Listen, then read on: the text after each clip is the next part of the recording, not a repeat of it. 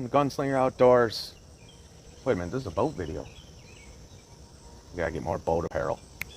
Oh, America. Definitely a good start. But let's see what we can do with the top. Yeah, Jimmy Buffett would be proud. I don't think so. Yeah, I can take that. Bob's Beach Shack. It's fitting for a boat. Plus, I like Bob. So, welcome to Gunslinger Outdoors. I know I haven't been on in a while. Work's been busy. I apologize for that. We're going to have a lot more videos coming up soon. But recently I posted a video, a short, of this boat right here. I posted a few pictures on Instagram and I got bombarded with questions. So I figure I'm just going to do a video. So let's go over the boat real quick, try to answer everybody's questions. We're going to go over what year it is, what the motor is, what size it is, all the add-ons that I've done, and what I think of the Bris boat and what I think of other brands as well. What you're looking at is a 2018 10.8 Brisk boat, and it has a 25 horse Evinrude, which has been recently rebuilt and repainted. I also put the safety switch and I added electric start to it. Also has a Stingray Junior hydrofoil.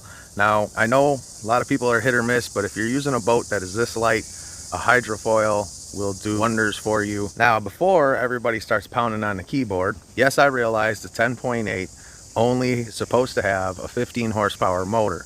However, the boat goes by a motor that is 120 pounds at maximum weight. This motor is under that. Yes, it's over the horsepower, but it is under the weight, and the boat does just fine with it.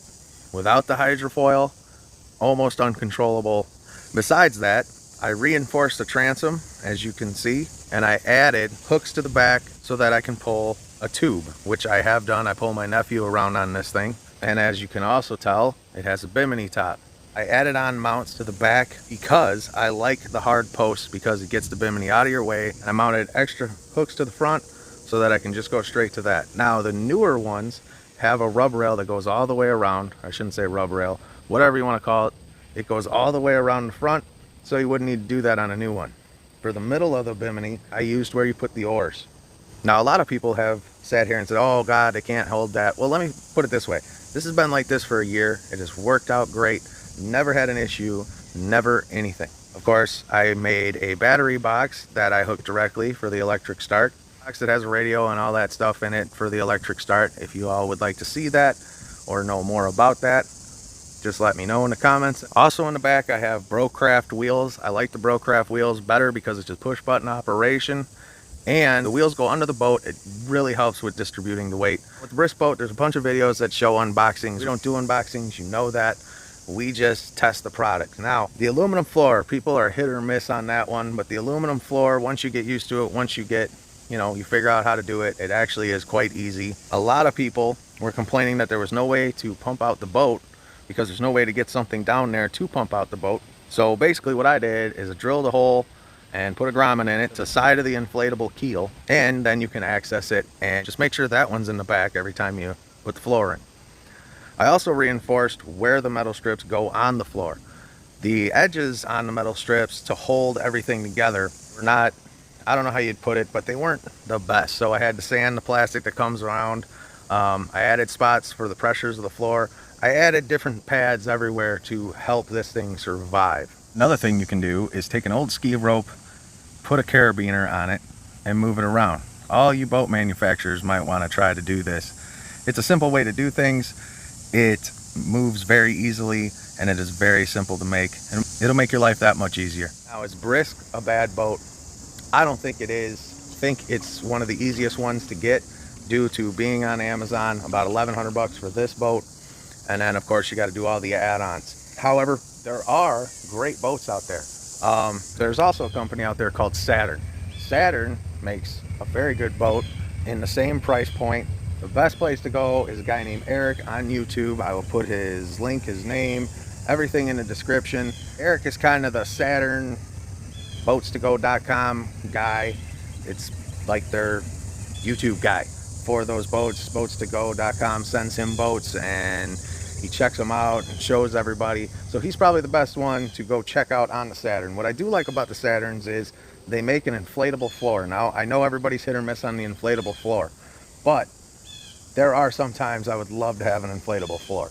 Now Saturn also makes a heavy duty version. I have actually been looking at getting a bigger boat because when I put all the camping stuff in this boat and people, and it gets crowded quick. So I've been looking at the 13 foot, 14 foot range of the boats. I think it's called the FB 385. I think that's what it is. Don't quote me on that. But they have reinforcements everywhere. They have, you know, everything to make the boat, well, everything that I've done to this boat to try to make it stronger, it already comes with that boat.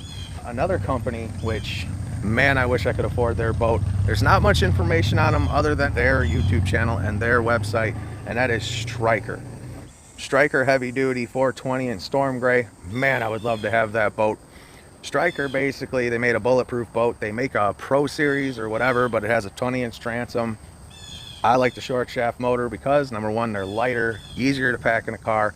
I don't have this on a trailer, so packing it down every time, you kind of want to cut corners where you can, I guess. But they make a heavy duty one, the 420 in storm gray. It's about 13 feet 7 inches, give or take. 1.8 millimeter PVC, I believe. Comes with a bunch of Scotty bases. If you don't know what that is, you should look them up. It's just a tough boat, so you guys can check them out. Like I said, that would be a boat that I would just love to have. They have aluminum transoms. You don't have to worry about wood. You don't have to worry about leakage. Man, just a really superior quality boat. Also, talking about boats, you have to bring up Zodiac. Now, personal feeling, I know Zodiac makes good boats, but I had a Zodiac before this and I hated it. It would lose air, the little speed tunnels would lose air, everything. It wasn't necessarily a bad boat, it was just a pain. Now, what's funny about that is I sold that boat. The guy that I sold that boat to, he owned one previous, and he 100% said the same thing. Yeah, they do that, but they're a good quality boat. Now, I'm not saying Zodiac's a bad boat. Don't think that I am. The one that I had, just wasn't a fan. Take that for what it is, that's fine. Another type of inflatable boat would be your catamaran styles. Now, most people, when you talk about catamaran styles, they're going to talk about Takacat or Takacat. Now, Takacat's probably one of the lightest, easiest pack-up style boats that you can get. Not necessarily cheap, not necessarily expensive either. Now, Takacat is a very big quality boat. They're kind of like the Stryker of the deal. The thing that I don't like about catamarans is the flat bottom. You're going to get beat to death in a flat bottom. It just is what it is. Now, I prefer inflatable boats over John boats. I prefer inflatable boats definitely over those collapsible boats. I can sit on the sides. They just take a beating. Now, there's nothing wrong with John boats, and if I'm going hunting, I'm going to actually want to be in a John boat.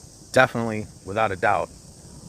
I also want to say that we're over 4,000 on our emailing list. Thank you so much for that. A lot of people don't use YouTube, especially after some of the things that YouTube's been doing questionably. So we have an emailing list. If you ever want to be added to that, just email us. We'll add you to the emailing list.